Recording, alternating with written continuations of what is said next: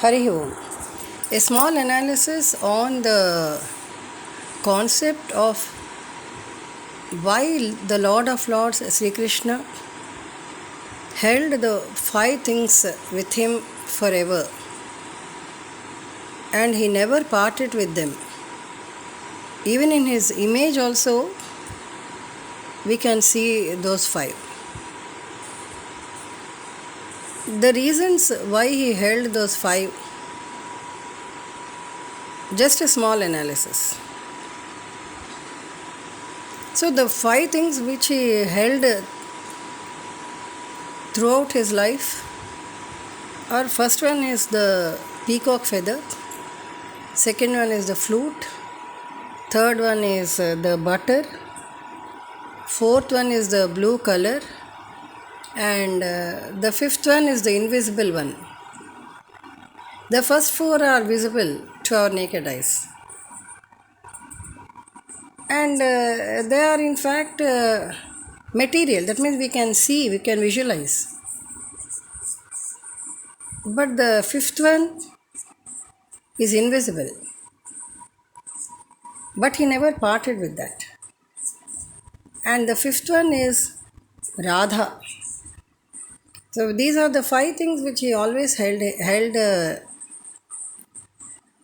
with him. And whenever we see the image of the Lord of Lords, our eyes first they go to all these five things, the visible and the invisible. Always a curiosity will enter into our minds. So, what is the mystery behind all these things? So, first one, let us take the peacock. The peacock stands for purity and beauty, the radiant beauty of the peacock feather. And the mystical way how it dances, how it spreads its wings, which is a splendor to our eyes. So, whenever we see a peacock, we always feel that it is so beautiful, and we always feel like seeing how it dances and how it is meant for, stands for purity, is that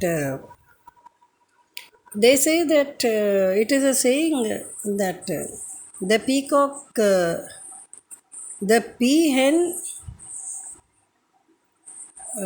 drinks the tears of the peacock and begets a child.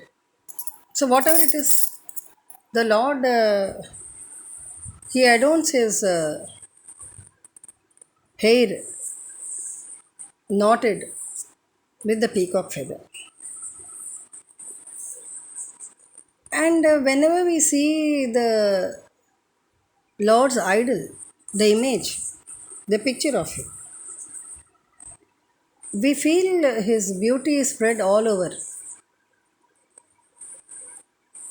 We may find it mysterious. We may find that he is mystical. Yet we feel that his beauty is spread all over. So once our eyes see the beauty of the Lord, we cannot distract our eyes from the beauty. And whatever we see again, we feel that nothing is more beautiful than the Lord. So in image itself, we feel his beauty. Really, all the people present at that time when he took his incarnation as Krishna, they all might have felt the same. They could not distract their eyes from the magnanimous beauty of the Lord of the Lords.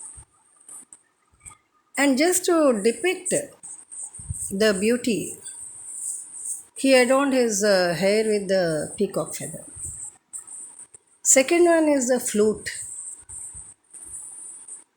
The flute is nothing. In fact, it is made from bamboo and it is totally empty. So it is the message given by the Lord of Lords that whoever empties himself from the six vices, from the evils, then renounces the good and the bad also. They will always forever be near him and he will not part from them forever. So, in fact, it is a message given by the Lord Krishna. And the flute itself gave a message to Radha. So, when Radha asked why the flute always be in the hands of the Lord of Lords and always near him, so it just told Radha to look into it. And then, upon looking, she said that she could not find anything. It was totally empty. So then, because it was empty, it told that that the Lord filled himself fully into the flute. So whenever we see the flute again, we remember the Lord because it's the Lord's possession. He filled up the flute. So if we empty ourselves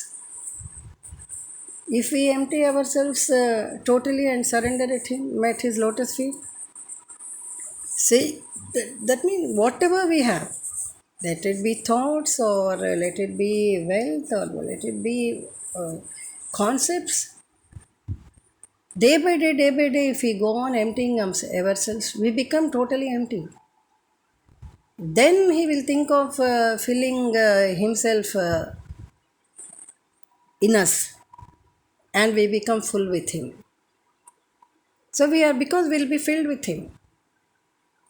So that is the message, beautiful message given by the flute and the Lord also. Third one is the butter.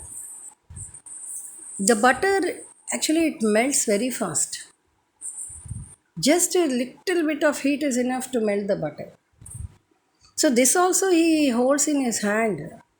The reason why he holds is because it is a message again given by him that whoever has the heart like that of a butter, he will love to reside in that heart. So, what is the meaning of the heart like butter?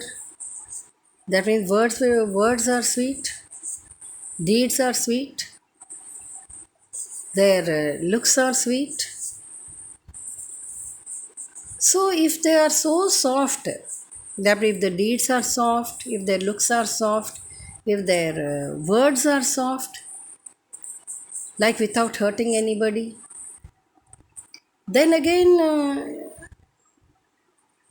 that person will have a heart like that of a butter, melting heart, the heart that melts, the heart that feels the sufferings of others as his, the heart that makes the eyes shed tears on the suffering of the people,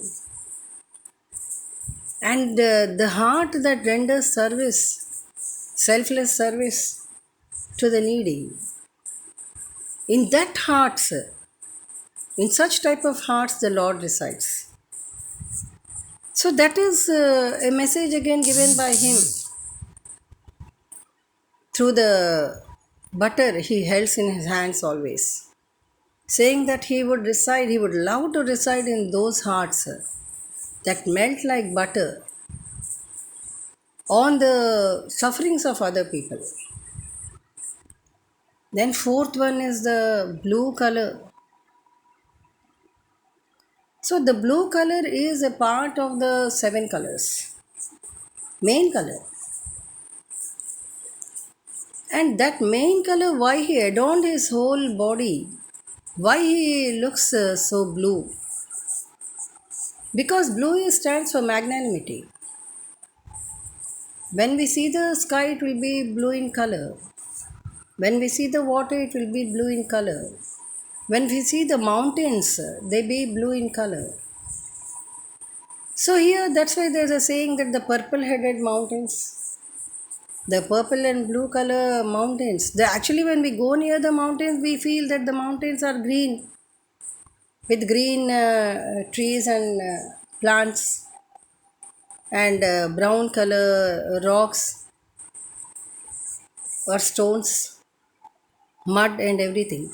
But from far away, we find that the mountains are blue in color.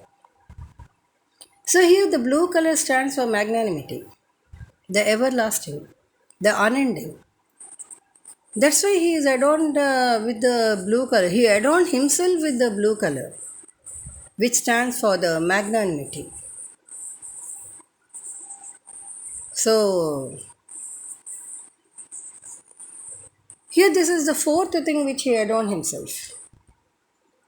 So here first one is the peacock feather stands for purity. The flute stands for emptiness. The butter stands for softness. And the blue color stands for the magnanimity. So everything. If we see from above, we find that the earth is blue in color. Blue planet.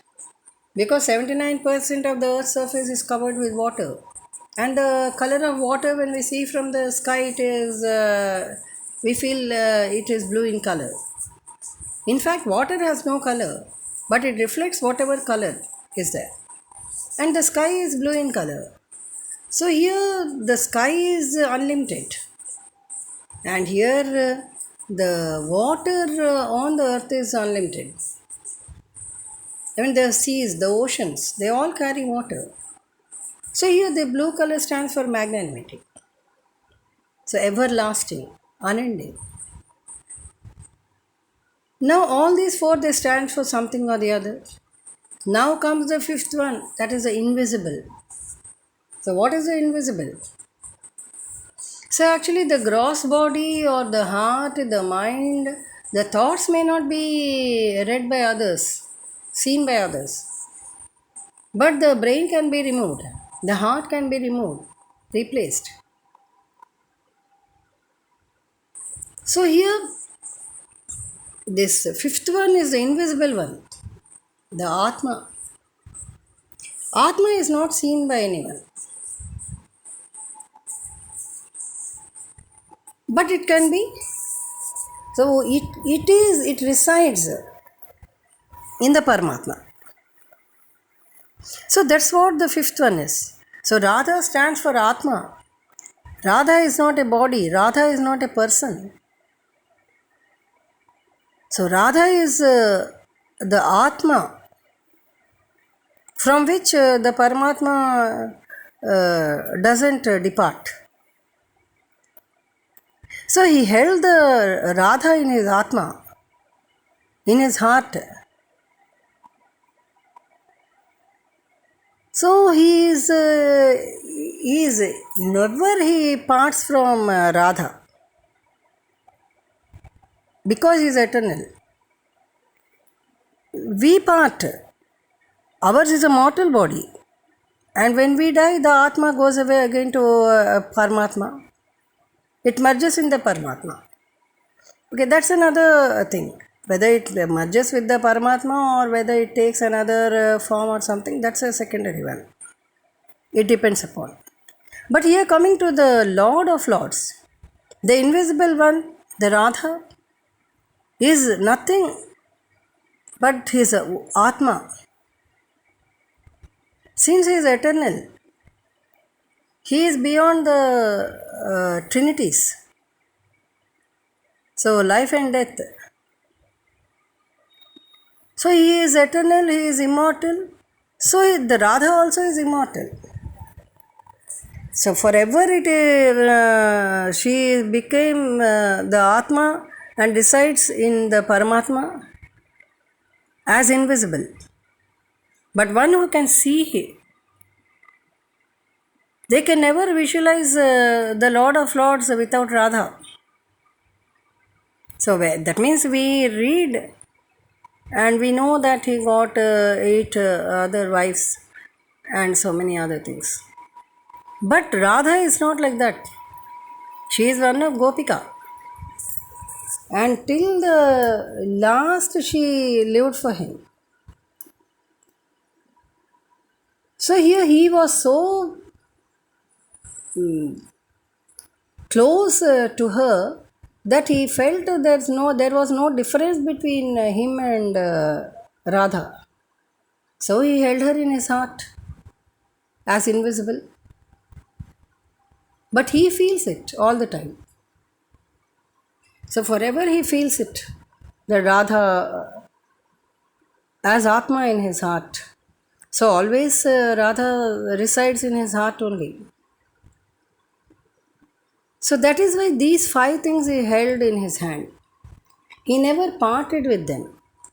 So even in Krishna's image also, we always find these 4 as visible and the 5th one as invisible. It is not visible to our naked eyes. But if we can close our eyes and think with our heart, then we can feel that Radha resides in the heart of Krishna. And he never parts with her. So these are the reasons why the Lord of Lords held all these 5 things in him forever. And without any of these, we cannot imagine him. We cannot visualize him even in the image. So that is the greatness of all these 5 things. And that is the greatness of the Lord of Lords, Krishna, whose name itself suggests that he is always happy. So now Krishna, 2 words. So always happy. So whoever thinks of him like that, they always be happy. Whoever makes him reside in their hearts, they always be happy. Because all the material bondages will go away one day or the other. The final bondage that remains with us is only the bondage with him. And only the bondage with him gives us the utmost happiness, the utmost joy we can experience. So this he wanted to show to the world, that in his incarnation, Radha, though he was the incarnation of Lord Mahavishnu, Radha was a human being. Being a human being, she always thought of him. She made her heart a temple for him. So he went and lived in her heart. And he made his heart a temple for her to reside. So in that way, both of them, they are one. So these are the reasons why the Lord of Lords, he kept all these 5 things with him only forever. Hari Om.